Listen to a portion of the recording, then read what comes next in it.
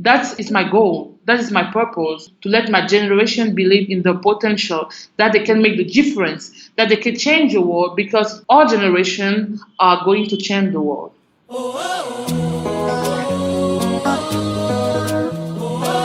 Hello and welcome to the Ndini podcast. I'm Sandra Chuma. Every week, I'm bringing you conversations with bold, inspiring, trailblazing, and influential women of African descent. These are women from all walks of life, women who are entrepreneurs, artists, social activists, athletes. Each one of them, in their own way, is changing the narrative on what it means to be an African woman. They'll be telling us about their journeys and sharing their secrets to success. And I hope that by hearing their inspiring stories, you will be inspired. Hi, Diane. It's so great to have you here. Thank you. I'm happy to be with Dini Media today. I'm happy to have you on today. And let's start with, where in the world are you? Because I know you travel a lot. So where are you today? Douala, Cameroon. You are in Douala, Cameroon. And first of all, let's back up. I want to start by sharing something with you that you have on your social media. So on your Instagram profile, you describe yourself as a modern griot based in Cameroon. What does that mean? I see myself as a storyteller, African storyteller, because I'm trying to change African narrative. I'm trying to tell stories by writing, by talking, by capturing image of picture of my continent, because I believe that as a young person in Africa, I definitely have to leave a legacy. I mean, thinking of leaving a legacy is, yes, writing, talking, telling the past, the present for the future generation. So let's talk about your past. So you're in Cameroon right now. Is that where you were born and raised? Yeah, I was born and raised in Cameroon. Can you tell me about your childhood? What was it like being a young girl in Cameroon growing up? Actually, I think my childhood was pretty amazing, because my family was kind of okay, financial okay, so we had the opportunity to travel. We have the opportunity to be surrounded by amazing people. Spending time with your brother, your sister, eating mangoes or guava, play games, and yeah, I really enjoyed my childhood in Cameroon, and until today, I still have the same friend. You made my mouth water right there talking about mangoes and guavas. So you were raised in Cameroon, and then I know at some point you left Cameroon. When was that, and why was that? I left Cameroon when I was 12 in 2003 to go in France to join my mother. My mom used to live in France, and so we went to join her with my little sister, in the small village. And I think the first year was really tough, because it was like a small village, only 1,200 inhabitants, and we were only 3 blacks. So we were like, oh my God, there's black in the city, it's the black in the village. And yeah, after 1 year, it was okay. I make friends. And it was really different, because in Africa, especially in Cameroon, I used to have like this kind of fancy life, really fancy life. We were traveling. I have amazing friends.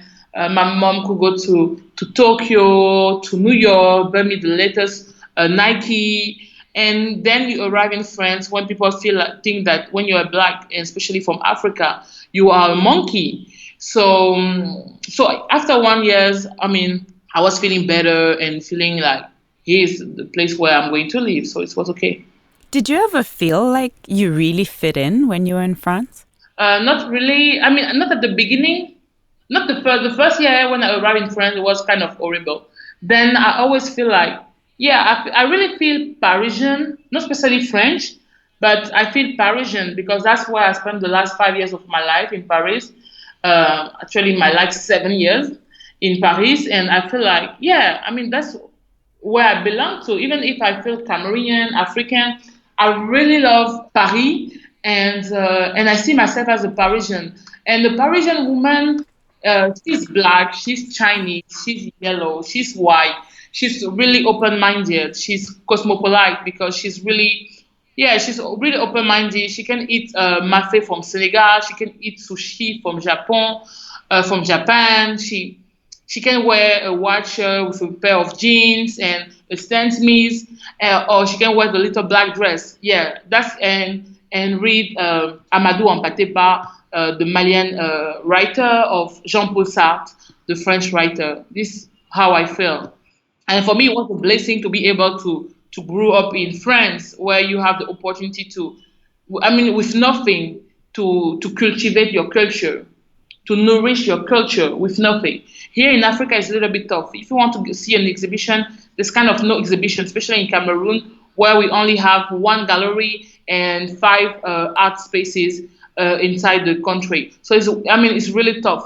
But in France, you have art everywhere. You can, I mean, for me, it was a blessing to grow up in France. But then it was really, I mean, I think that I left France 1 year ago, last year, and I was really tired about all this kind of cliche about black people, the level of racism, not especially in France, but in the world today, in the in USA, in Germany, in France, in Italy, and I just feel like I just cannot live here anymore. I can just let my people try to join Europe and die in at the border of Italian borders. I mean, and for that you need to go back home. You need to tell stories. You need to create stories. You need to create African dream. You need to create Cameroonian dream. Even if it's tough, because it's tough, that is my goal. That is my purpose. My purpose is to let my generation believe in the potential, that they can make the difference, that they can change the world, because of course our generation are going to change the world. Now, piggybacking off of that and your desire to tell African stories, you have a book, which we'll talk about shortly, which is called, they call it Africa, we call it home. It's a beautiful book. I got my copy recently and it's absolutely beautiful. In the preface to the book, you say, it was high time to show Africa as it is, to present an image that didn't gloss over problematic realities, but steered clear of stereotypes and focused on the many opportunities the continent has to offer. And so Visiter l'Afrique was born. Tell me about that.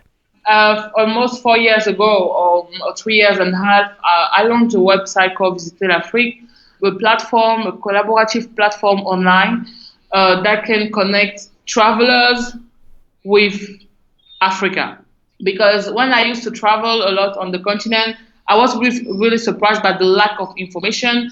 And even if I had to go online and check different websites, it was always the same thing. It was really like content with no life. I mean, at that time, I was in France. I was like, what can I do to improve that? And I said to myself, I like photography, I love traveling. Yeah, so if I want to talk about tourism, I should create a platform where people feel good. So meaning beautiful picture, and when they can take time after seeing beautiful picture to read article.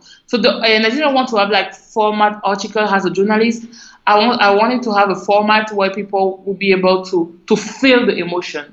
So I said to myself, it's going to be a collaborative platform where people will be able to read the article of the friend, of the family, or even sometime I remember this biracial couple, this mixed couple from France and Congo, and they shared the first trip in the husband country, so Congo Kinshasa, with the children, and it really touched people because today in the world there's a lot of mixed people, and they always, when they think about Africa, they don't know if the family we handle it because they are white and they don't know what is Africa about, or they receive a lot of misconception about Africa because of the Western media, or even African media too. And then they read stories and they feel like we can do it too. There's nothing in Africa, because here are the picture. It's not only about giraffe or sunset. No, there's a life in Africa. We talk about Ebola, but it's right. Ebola was in 3-4 African countries. But on these 3-4 African countries, there's other 50 countries, and we still live. So yeah, my idea was to be like, not telling that there's nothing happen in Africa, like war or famine, diseases, But to say to people, there's a lot of things that happen today in our world, but there's a lot of magicness too. And here's the magic. And the best thing to give to show magic is to let the real person, so the real African, tell you that. I don't know if you know what I mean. I completely understand what you mean. Now, let's talk about the platform. And to the point that you made about you love photography, it has some of the pictures are just absolutely stunning on that website, and on your social media as well. What's your process? Like, what is the process? How do people go about submitting their stories? How do you select which stories, which pictures to share? Actually, we don't select stories. Back in the days, we wanted to put nice picture, and I saw the game evolve because even people who do not know how to take picture now, they don't joke about that. They know how to take the picture. If you put a really nice picture of Mali, I'm pretty sure that people from Senegal and Cameroon or Zimbabwe are going to do a better one. That's how we have to improve the way people see Africa. But back in the days when we started 4 years ago, we did not really have a lot of content. So we said to ourselves, we won't go on Flickr or Google to find picture. We will like picture which people who travel around the continent use or hashtag. And today we have 120,000 persons that use or hashtag these last 4 years. And of course, we cannot choose everything. And so we have to take time, see picture, who tell the stories, where we know that our audience is going to feel emotion. And then for our content, we have three different type of content. You have the content built by Visitor Afrique. It means between 40 and 50 articles per month on African destination. Then you have the articles from our ambassadors, meaning people that represent Visitor Afrique inside an African country. You have ambassador in Congo, you have ambassador in Gabon, you have ambassador in Senegal, you have ambassador in Cameroon, you have ambassador in Nigeria. And then you have people that just travel and they just submit the article and we just share it. We're just going to correct article, but that's it. We don't change the meanings. We don't say, oh no, that is not a good article. Oh, that doesn't fit on the website. The only article that we say no is the article that promotes a place, but not on the business side, meaning some kind is going to be an hotel. They're going to say, oh, this hotel is amazing. We love it. But we know that it's advertising and it's fake. So let's talk about what you expected when you started this platform. In May 2016, Forbes magazine named you one of the 30 most influential young people under the age of 30 on the African continent. What did that mean to you? And based on the vision that you had for Visiter l'Afrique, what was that vision that you had, and have you met that expectation? I was really happy, but I did not expect that.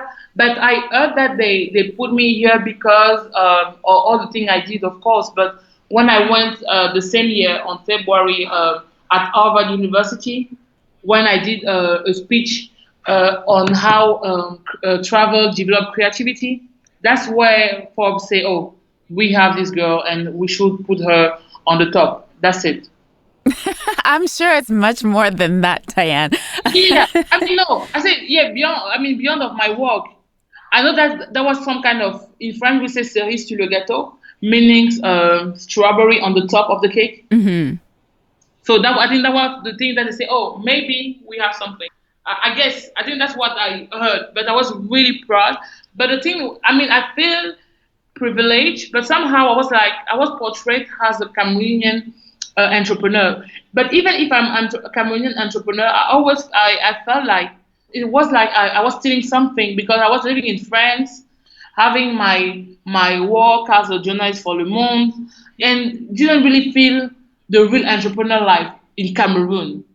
Because there's a lot of entrepreneurs in Cameroon, and that wake up every day to try to find clients, to try to be paid when they work, to be recognized by media. And I feel like if I wanted to be okay with myself, I had to go back on the ground, go back on the continent to do the own work, to do the right work. And now when people say she's a Cameroonian entrepreneur, I definitely feel proud because I know what does it mean to be a Cameroonian entrepreneur, to be a young Cameroonian entrepreneur here.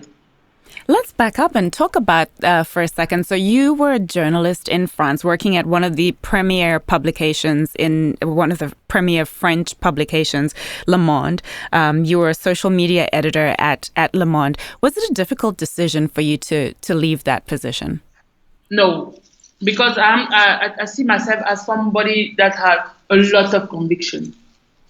My inspiration, my role model are Lumumba, Sankara, Nelson Mandela, of course, Oprah Winfrey, or even Michelle Obama. So if you want to be a change maker, you cannot stay at your home or you cannot stay at the same place every day, and all your life. You need to take some risks. And I feel like that was my real road. That was my road. That was my purpose. Leaving my work at Le Monde and go back home to change the way people see Africa, to change the way people see business in Cameroon, to attract my generation to think that there's a real potential in Cameroon. Because we cannot say, oh, there's a lot of Chinese, there's a lot of Indian, and always be in France, in Canada, in New York, drinking or Starbucks coffee without doing nothing. So what's it been like making that transition? You'd been away from Cameroon, living in France and the US for a number of years. What was it like going back, and how had Cameroon changed from the Cameroon that you remembered as a 12-year-old leaving? It was really tough because I tried to, when I was thinking about going back home, I tried to connect with people that did the same thing. I tried to ask them, how was it? How do you do that? How? And they tried to explain to me, and somehow it was really okay. I said to myself, oh, you can do it. And then I went back home, and it was really tough. Why it was really tough? Because I left home when I was 12, and I did not really have connection. Because some people that stay until 20, until 18 after the high school diploma, they can have real friends, they can know the family parents, they can talk about adult thing. But I left home when I was 12. So I was really small, no contact. So I had to build back my network. And then I have to I don't know how we say that in English, but in French we say économiser. I don't know how you say that. When you save, I have to save, sorry. I have to save the money to find the office. I have to find clients that could believe in myself, because I'm young and I just opened a creative agency in Cameroon. So people may feel like, yeah, if we give her money, she's going to escape with that money. So I have to say, no, I'm going to be there. I won't leave. Give me the change to show you. So I found that company that gives me the change. I call a company called BVS. Here, they give me the opportunity to work with them. And then I was able to save money. Then I was able to take an office. Then I was able to recruit 5 persons. Do you think your challenges as a female entrepreneur, as an African female entrepreneur, are different with you being in Cameroon versus if you had tried to create a similar venture, say, in France? No, I don't think about sex stuff. I don't feel like white, black. I don't think about woman, men. I just see myself as a human entrepreneur. That's it. I don't want to put wall boundaries. At the end of the day, people just push us inside a pot, and we just have to make sure that we are going to go out of the pot. I don't know how you say that. Pot in French we say marmite, but that's what I mean. So at the end of the day, I never see, and I still don't see myself as a woman entrepreneur. I see myself as an entrepreneur. I don't see myself as a black African entrepreneur. I see myself as an entrepreneur, because you have to have this mind to make sure that you won't stay, especially in Cameroon or in African market. I see myself as the one who are going to conquer the world, because the generation of my father, generation of your father, I guess, the main goal was to build the countries after the colonization when they get the independence. But our generation have to go conquer the world. We have to go everywhere. The dream is, our dreams are valid. You can be born in Cameroon doing your creative agency in Cameroon, and tomorrow your creative agency in Cameroon has to have the power, has to have the right to be in Tokyo, in Tokyo, in Lagos, in Paris, not only on the African market. That's how I see my work. That's how I see my life as an entrepreneur. I see my life as okay, as a Cameroonian entrepreneur because I'm from Cameroon and I live in Cameroon, but I want to conquer all the market in the world, from China to New York to Copenhagen to Toronto and coming back in Lagos and Cameroon. That's an amazing vision. I'm excited to watch you do it. And it sounds from the passion in your voice that's something that you'll most definitely be working hard to do. Let's talk about the creative agency that you mentioned. What is it? What made you decide to start it? So at school, I learned communication for 5 years, actually 6 years. But people didn't know that because I was journalist, because I always loved writing. But my background at school was communication. And I always wanted to do that inside my head because I was passionate about picture, I was passionate about stories, and advertising and communication was the best thing to do. And actually, 3 years ago, so I launched Omenkart. But Omenkart wasn't a communication agency. It was a platform where I used it's like observatory. I don't know if you say it in English, but it was a place where I was supposed to observe all the communication in Africa. So that's what I did 3 years ago when I created this Facebook page called Omenkart. I was putting all the advertising around Africa, in Africa, every time, trying to learn how I would be able to create African code without putting a wax fabrics or African accent. How people can see that we are in Africa without putting an African accent and without putting a wax fabric, Ankara. Then after 1 year, I say, okay, it's really interesting. Then I had this project to open a company in France because of my website, the Visitor Afrique. We had partnership with different companies that wanted us to do communication. And I said, okay, I'm going to open an agency. But I was so close to this name. It was like my baby. I said, okay, I'm going to delete all these pictures from other communication agency, and I'm going to create my own company. That's what I did in France on July 2015.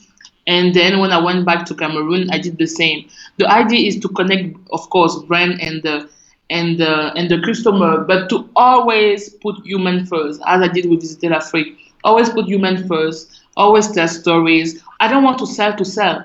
I want to attract people to the brand because I'm telling something that matters for them. And where did you come up with the name? What does it mean, Omenkart? Omenka, without RT, means creativity in Igbo, Nigeria. Oh, wow, that's a really profound meaning. I really like it. And so in terms of what kind of clients that you work with, like what kind of industries do you work with? What kind of work do you do for those industries?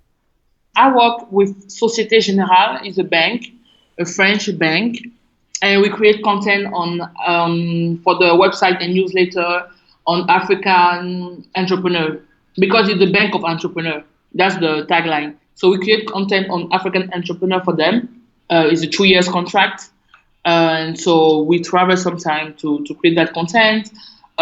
We work a lot with the group called Pernod Ricard. So we work. Our main brand is GH Mum, the champagne, Chivas, the whiskey, Jameson, the whiskey, Ballantine's, and then Maison Castel, a French brand that does wine. So we are really into alcohol, and then we have a small client like smoothie bar, like school, like interior design brand.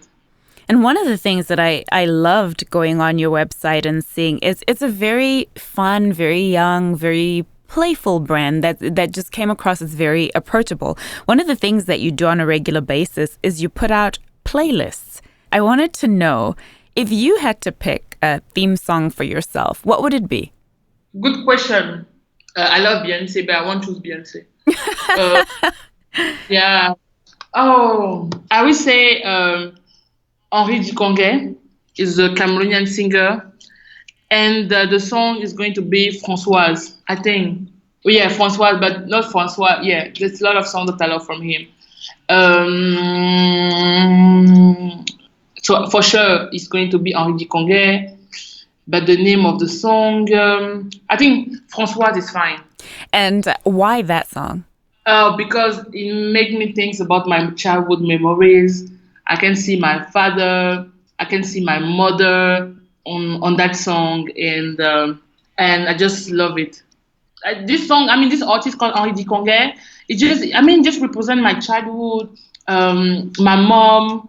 But I think the favorite one is the song from him called Bulubo Winjitenge, and I just love that song. I think it's my favorite song from him because it made me think of the past, my childhood in Cameroon, because at that time I had like six, and amazing time, family memories, and then still and today, when I just want to reconnect with myself, I listen that song Bulobo Wijitenge, and I think about the future too.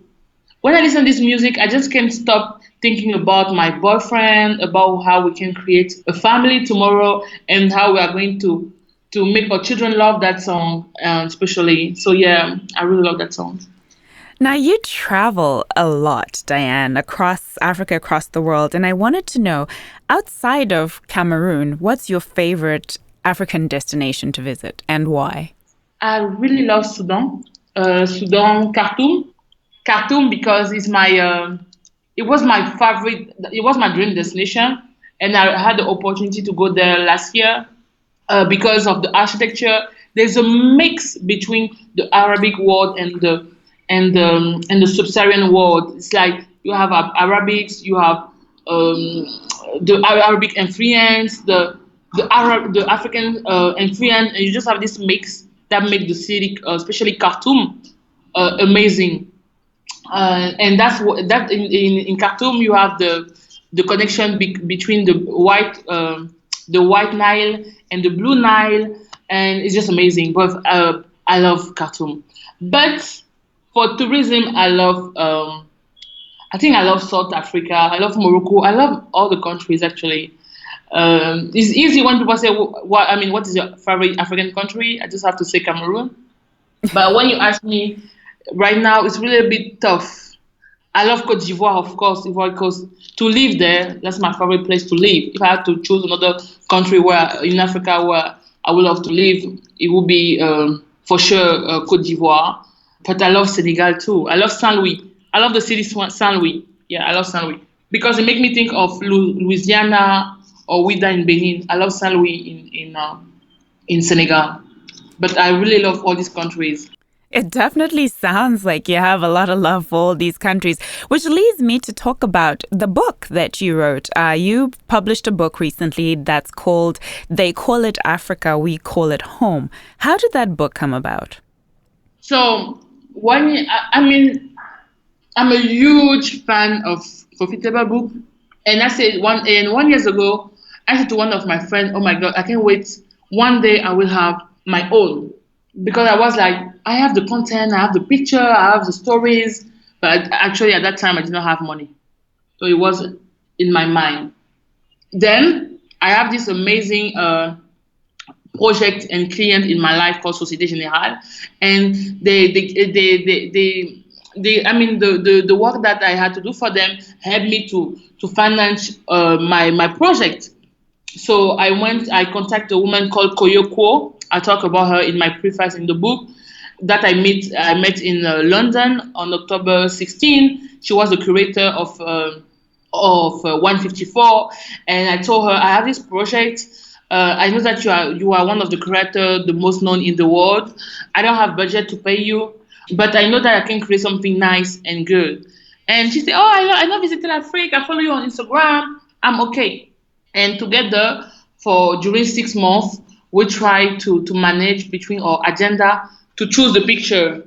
And yeah, so I had my financial partner called Société Générale. I have Koyo that was able to help me to choose the picture because I did not want it to have a tourism aspect. I wanted to have an art photography aspect. So I needed her to have her eyes on it. And my team, because we are a team of 6 in Visited Africa, we were able to check the fault, to be sure about the right of the picture, to contact people. We contact everybody for the picture. And some people say yes, some people say no, some people say, can we have the money? Some people say, okay, we are in. And that's it. So you definitely succeeded in terms of it is a visually stunning book. It's vibrant, it's full of life. And one of the profiles that I love, you included some profiles. You had some people who wrote pieces. The one of them that I love was by Bozoma St. John, who's the chief brand officer at Uber. And she describes taking her husband, who unfortunately has passed away now, but her husband and then eventually her daughter to Ghana, which is where her parents are from and where she spent some of her childhood. How did you get her to write for the book? I met Bozoma on September 16 in France. I think she was around for the concert of Beyonce, and I sent her a message on Instagram. But I think that like 3-4 months ago, she had a picture on Visiter Afrique Instagram.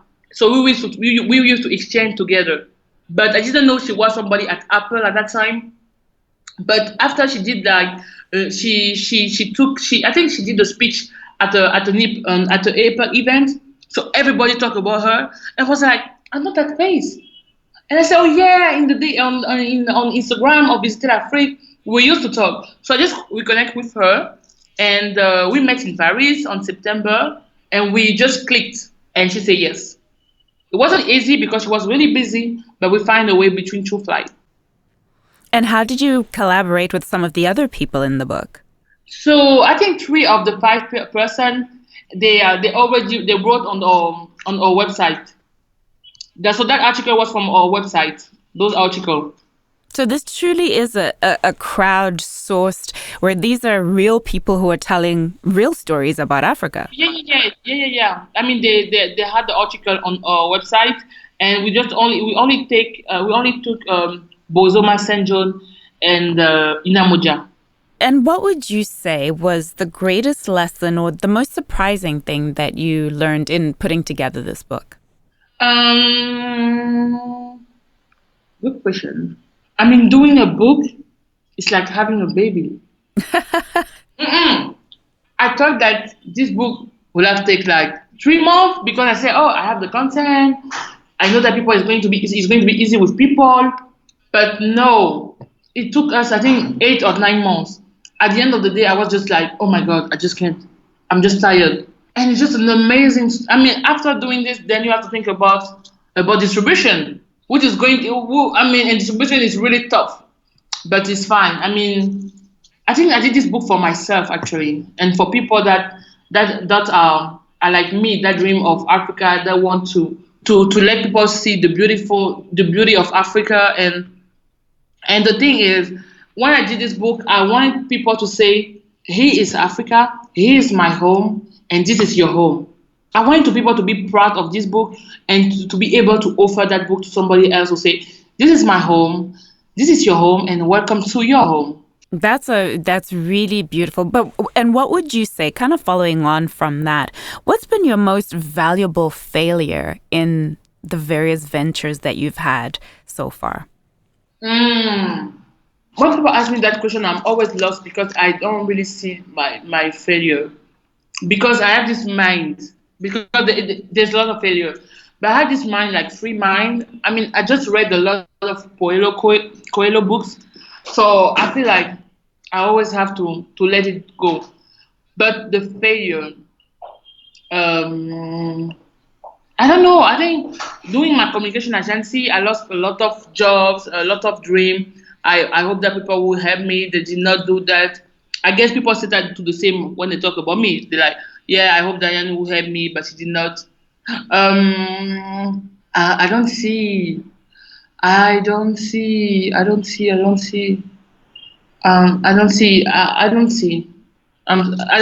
don't know why I don't see. But every time people ask me that question, I don't see. Which is a good place to be. That's a great place to be, that you don't see it as failure. You see it as you tried, it didn't work, and you move on to the next thing. That's how I am. There's lots of things like doing a book. People say, oh, no, I don't want, like, for my book, the guy say, oh, you can do it. And then the guy say, oh, no, I want you to pay me that amount because he saw the book everywhere. That's it. You just pay the person and then you move on. Now, what's the one piece of advice that you would give to anyone who's listening that you think they should know, that they should keep in mind to be successful if they want to dream big and fulfill big dreams in their lives? I always say the same thing. Just do it. At the end of the day, we talk so much that I always feel like, don't you be, are you not being, don't you be really tired about that? Because I feel really tired about all this thing of woman empowerment, changing life, doing this, not doing that. I say at the end of the day, just do it. If you want to do something, just do it. Don't wait people to say, oh, you should do that, you shouldn't do that. Just do it. It's about you and your own life. I mean, don't wait for me, don't wait for myself to tell you what you are going to do. If you really want to do it, just do it. If you don't do it, don't find an excuse. Because if you want to be lazy, be lazy. But when you talk, you have to do.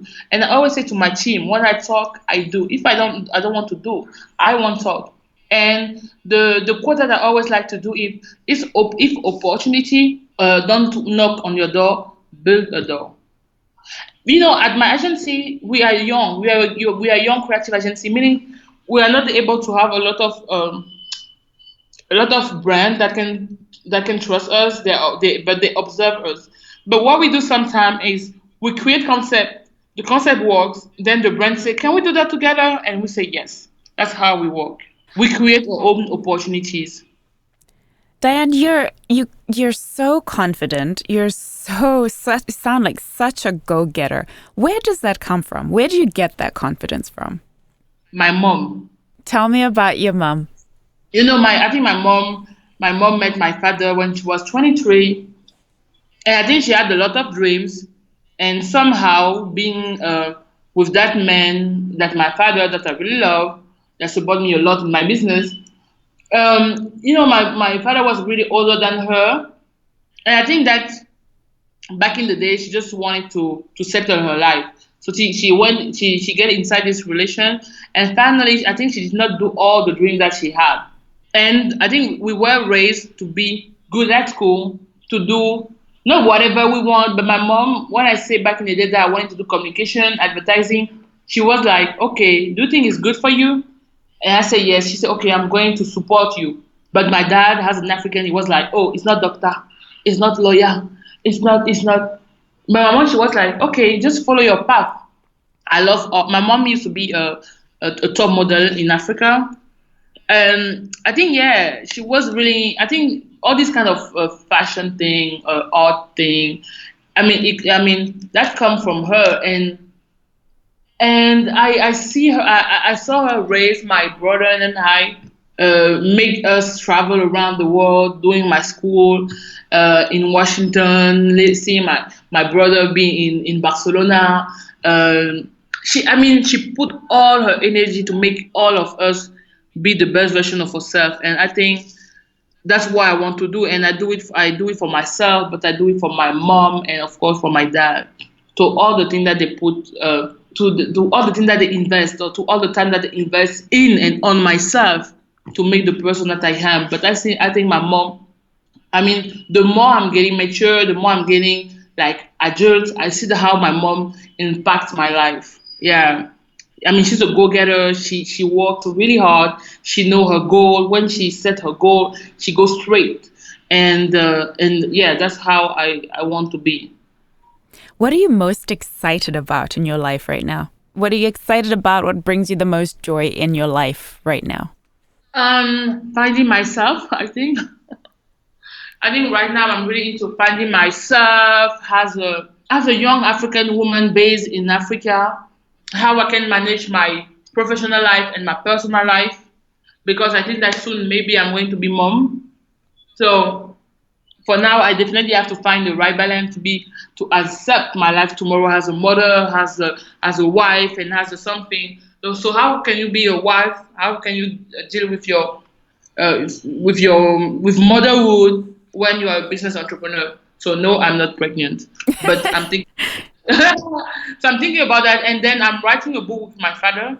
With my father, we are writing a book, and the book is about coming back home, because my father chose to go back home 35 years ago, and we talk. We had the conversation between a dad and her daughter on going back home, and I'm really excited with that because that I always try to find a way where I can be close to my parents every time because I want to know them more. I want to exchange with them more. I want to be able to tell to my children what I learned from my parents. What would you say, saying what you learned from it, what would you say are the greatest lessons that you learned from your parents? And you talked about, in the near future, yourself becoming a parent. What are the greatest lessons you learned from your parents and that you hope to pass on to your children?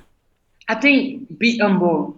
I think that's the thing. You can understand what does it mean to be humble when you come back in Cameroon where people are rich and other people are poor and you just feel like you're in the middle.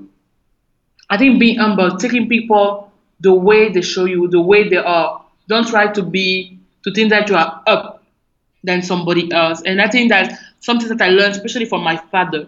My father is a humble person, a humble human being. You can see him somewhere. You won't even think that he has like 100 francs CFA on him because that the way he is. And he's really smart, but he doesn't have to pretend or to reduce other people.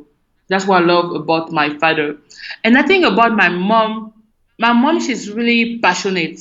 She's a passionate person. So she's like me, really spontaneous. She jumps. And that's what I love with her. You always have to be curious about life. Curiosity every time.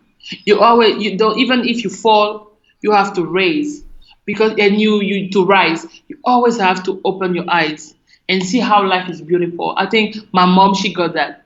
No matter what happened in her life, she always opened her eyes like she was like a small baby just seeing candies, and I love that about her. And Diane, what is your biggest dream for yourself? Being billionaire. Sorry, that was a joke. No, that's fine. It's a perfectly legitimate dream. No, I think really my dream. I always say that, and I will always say that I live to be happy. I don't live to make money. And I try to tell that to my team. It's not about having money. It's about being okay with his own life. Wake up, being able to do the work that you want to do, being able to eat, being able to drink, and feel okay with that. That's my life. My life is to stay happy and to make all my entourage be happy. And yes, I think being happy is a real odd thing. And when you find a way to be happy in your life, that's really a blessing. And then you have to bless everybody with that happiness by make them happy. It's the same way when we talk about leadership. If you're a leader, you have to create another generation of leader. And I think that by creating another generation of leader, I will be okay too. But first, when I think about my life as a woman, my life as an entrepreneur, my life as a Black woman, my life as a woman in general, I just want to be happy with myself, happy in my shoes, at my work and at my home. And that's it. Now, one of the things that makes most people happy, Diane, is food. So I asked you about what your favorite African country was, and you gave me quite the list. What's your favorite African dish? In Cameroon, I have two. Ndole, main plate in Cameroon. You cannot come in Cameroon without eating ndole. It's not possible. And poulet DG, you cannot come in Cameroon without eating poulet DG. Okay, now describe both of those for me. What are they? Dole is like spinach, but it's not spinach. But people say, oh, it's spinach. No, when people try to explain the dish to people that don't know the dish. So it's like spinach with peanuts. I don't know how to tell you that, but when I think about that food, I'm like, I have to go back home and eat my food. So tomorrow I'm going to do ndole. Thank you. I'm going to do ndole. Yeah. So it's really good. You eat that with fried plantain or plantain in general and cassava. But cassava had to be. But we have to always do cassava. You can eat that with fufu. Amazing dish. But last I always eat that with fried plantain or cassava. But I think the next time I'm going to do that with fufu. Really good. And then poulet DG, meaning chicken director. general director, chicken CEO. It's chicken for CEO in English, and it's a mix between chicken and plantain and vegetables that was made for CEO. So when you eat that, they say chicken CEO.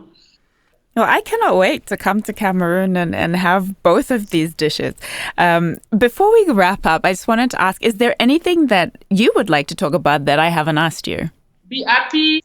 Go on the website, stereotypical.com. Enjoy your life. Eat a lot of food. Drink water. Try to do exercise. Yeah. So let's just kind of go back on that. So where can people find you on social media? My personal platform everywhere is Voodart. VOOGART. And how did you come? I actually wanted to ask you that. How did you come up with that profile name?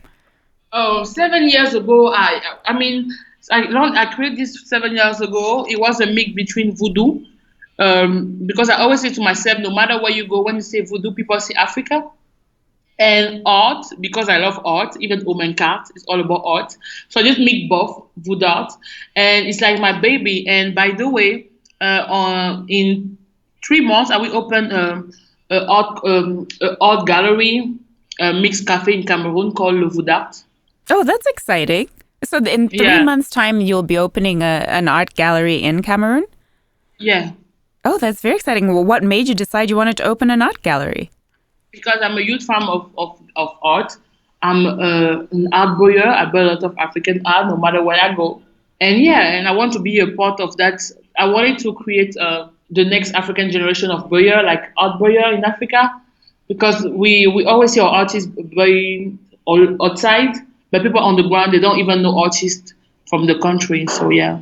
And so will the art be from artists, Cameroonian artists, or who will be the artists that you'll be showcasing in the gallery?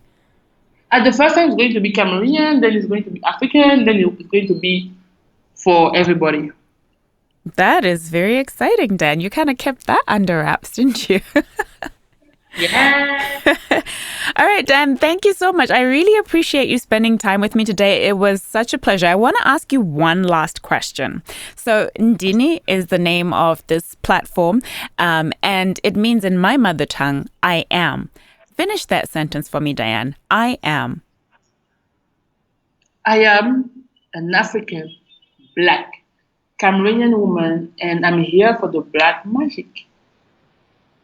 Woohoo. Thank you, thank you, thank you. Diane, it was such a pleasure chatting with you. I shall continue to check out Visiter l'Afrique. The pictures are always so amazing and so inspiring. There's so many destinations I would never have thought about visiting, where I've seen pictures and I'm like, oh, I'll be adding that to my list of things. So thank you very much for the inspiration, and thank you so much for your time today. It was such a joy. Thank you, Sandra, and you are such an amazing woman and beautiful woman. I want to be like you, having my hair like this, doing my makeup like you. You're so beautiful. Thanks God you're in Cameroon, because you see all our husband here. So thanks God. Okay, I'm going to look for a plane ticket right away if you're guaranteeing me that I'll find a husband. You will. Diane, thank you so much. I would love to stay in touch. And for sure, once we've edited and we're ready to launch your episode, I'll be sharing it with you and asking you to share it with everybody, because I would love for more people to hear your amazing story. Thank you, my dear, and see you soon. Thank you, Diane. Take care. Bye-bye. Bye. Wow. If there's one thing that really struck me about my conversation with Diane, is that for most of us, we don't like something, we'll complain about it, but rarely do we actually do something about it. Well, Diane is an example of someone who actually took action. She didn't like the narrative that she saw and heard about Africa, and she decided to do something about it.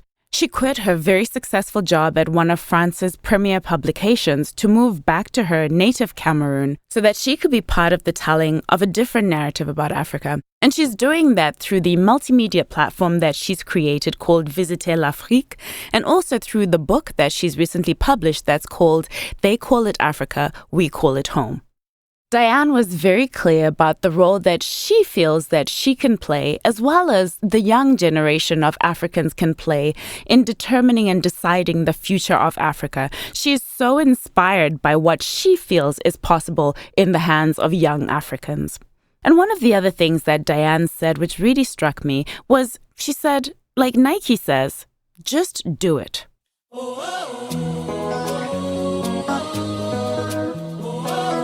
Thank you so much for listening to this episode of the Ndini podcast. I don't take even a single listener for granted. As you know, my goal with this platform is to help shift and change the narrative on Africa, and in particular about African women. But I need your help to do that. Please subscribe to the podcast on iTunes or Stitcher. You can also follow us on SoundCloud. And please share. If you enjoyed this episode, please take a moment to leave a review on iTunes. It helps me to bring great guests to the show, and it also helps others discover the podcast. And of course, I always want to hear from you.